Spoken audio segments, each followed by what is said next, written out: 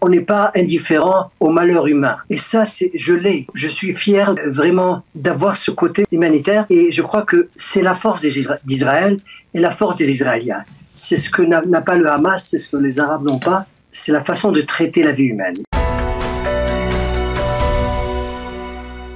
Nous avons le plaisir d'être en ligne avec Daniel Ben-Simon. Daniel, bonjour, Boker Tov.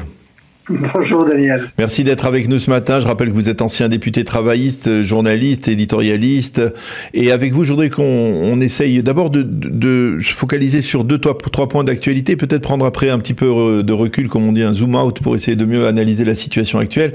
La tension aujourd'hui entre Benjamin Netanyahou et Joe Biden, vous pensez qu'elle est uniquement le résultat, on va dire, de la campagne électorale américaine, que si finalement, bien, il n'y avait pas eu cette campagne, on aurait pu dire que Joe Biden et Benjamin Netanyahou auraient réussi à s'entendre un petit peu mieux? Je ne suis pas sûr. Je crois que l'amitié est arrivée à sa fin. L'amitié entre ces deux politiciens est arrivée à sa fin parce que les intérêts sont différents. Les intérêts américains sont en collision avec les intérêts israéliens, et Netanyahou mène les intérêts israéliens d'une façon dure et très déterminée, et je crois qu'il n'est pas conscient des intérêts américains. Et là, c'est la collision, c'est un accident qu'on ne peut pas éviter. Et je crois que ce qu'on voit aujourd'hui, cette dispute entre les deux chefs est mauvaise pour Israël surtout. Parce que les Américains sont en contact avec tous les pays du monde. Nous avons très peu d'amis. Les Américains sont presque les seuls avec qui on se sent en famille. Et cette dispute entre les deux chefs ne fait pas du bien. En fin de compte, le résultat serait très mauvais pour Israël, parce que l'Amérique, c'est la base presque de tout ce qui se passe en Israël. Tout est fait à travers les Américains. Et je ne pense pas qu'Israël peut se permettre de se disputer avec le chef américain, malgré sa situation, et surtout avant les élections. Et Daniel, ce qui fait pire, c'est que le chef des Républicains, l'homme qui s'appelle Trump, a dit aussi qu'il en a marre, il veut arrêter cette guerre. C'est-à-dire qu'on n'a pas le soutien dont on a besoin pour mener une guerre pareille. Je voudrais, à ce propos, est-ce que finalement, ce sont les présidents qui déterminent véritablement la politique? Parce que, soyons clairs, par rapport, en tout cas ces dernières semaines, on sait que Joe Biden est pro-israélien, il l'a prouvé avec des mots extrêmement chaleureux au début du conflit, il l'a prouvé par des actes extrêmement importants qui, on va dire, ont préservé Israël dans ce contexte de guerre. Mais finalement, est-ce que ce n'est pas tout n'est pas focalisé autour de l'entourage des deux présidents, c'est-à-dire ou du candidat.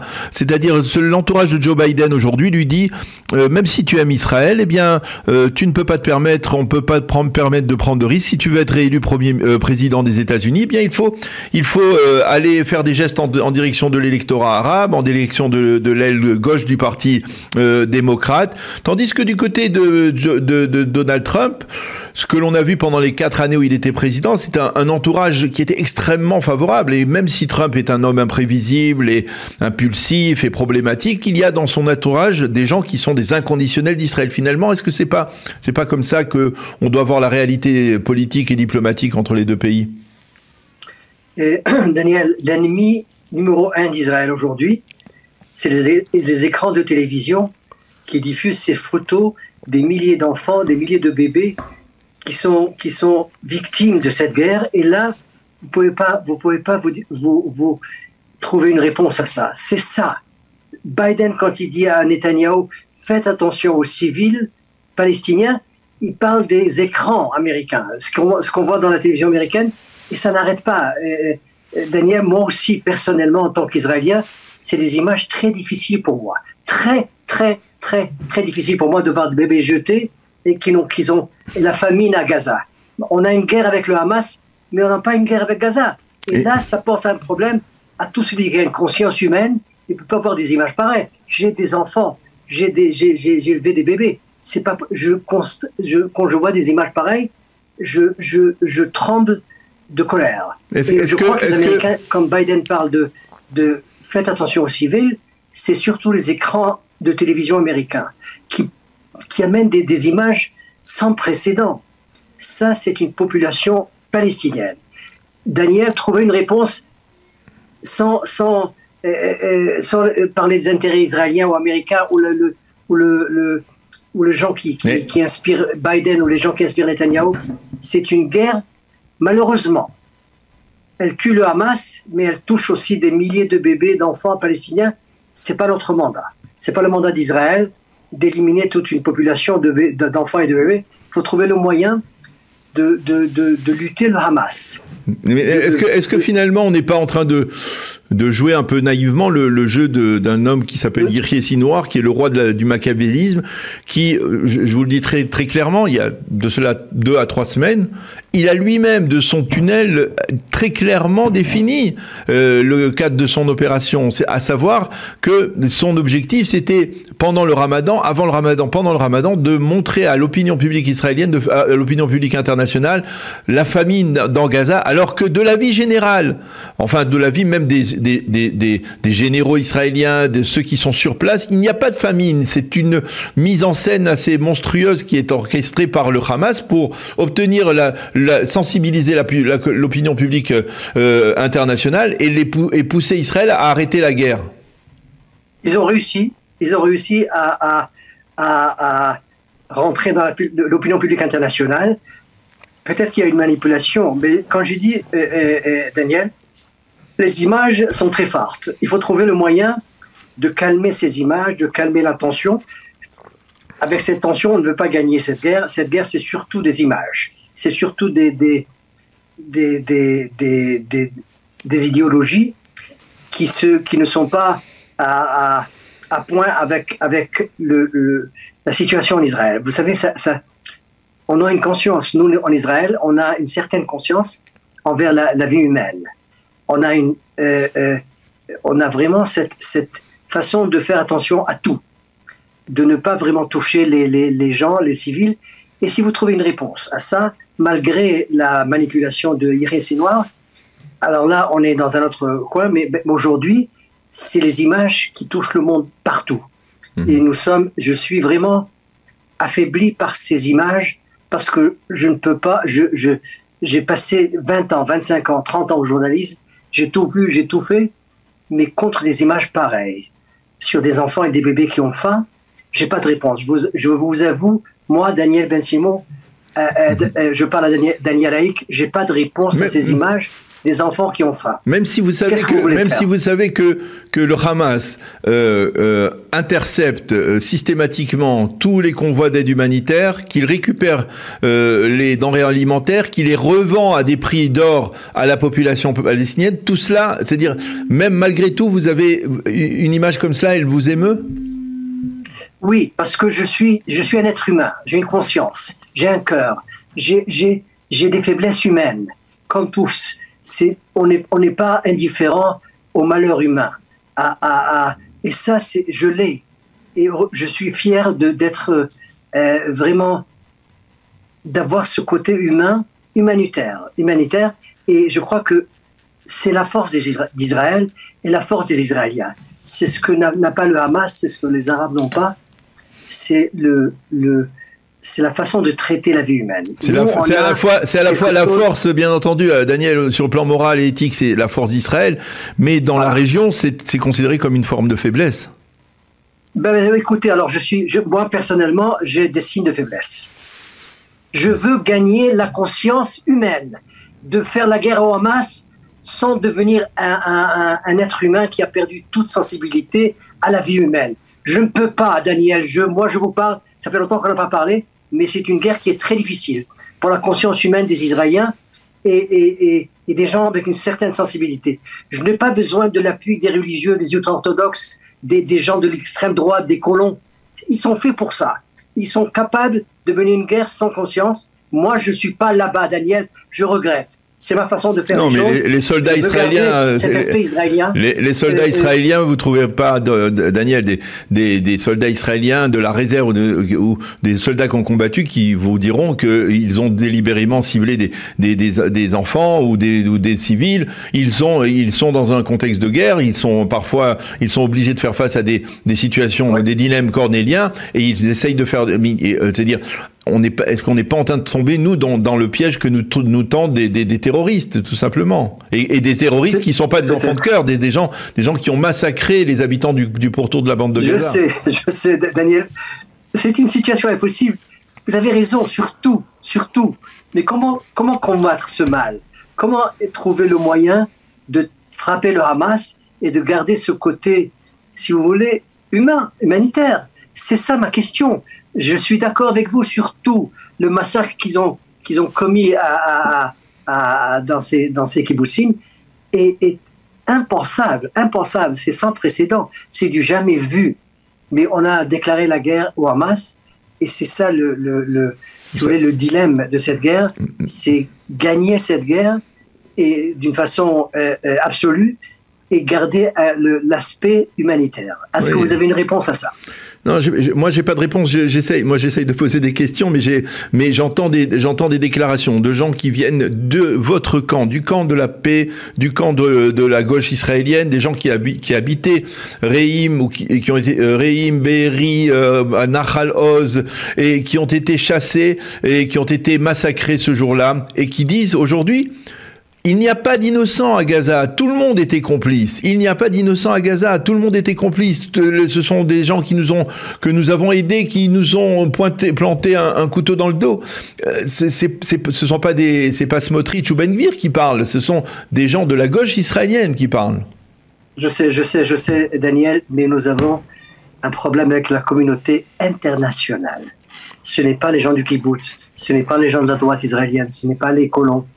C'est la communauté internationale, c'est le président des États-Unis, c'est les sénateurs amis d'Israël, c'est eux, c'est pas mon problème, c'est votre problème, c'est à eux. Il faut convaincre ces gens-là que nous sommes sur la bonne direction. Mais vous verriez, nous avons tout le monde derrière nous, contre nous. Est-ce que c'est normal que qu'on a commencé cette guerre avec une sympathie incroyable, et en 2-3 semaines, nous l'avons perdue, et maintenant nous sommes au cœur presque de la haine internationale. Ouais. C'est difficile de vivre de cette façon. C'est difficile de conduire un pays bien sûr, c'est difficile. Mais nous avons affaire avec un Netanyahou qui s'en fout pas mal, qui a ses intérêts politiques, qui mène Israël jusqu'au bout. Et là, je crois que il faut trouver le moyen de trouver vraiment de balancer les choses, d'équilibrer les choses. Alors, je voudrais prendre un peu de recul, justement, puisque vous parlez de Netanyahou, je voudrais prendre un petit peu de recul et avoir votre appréciation.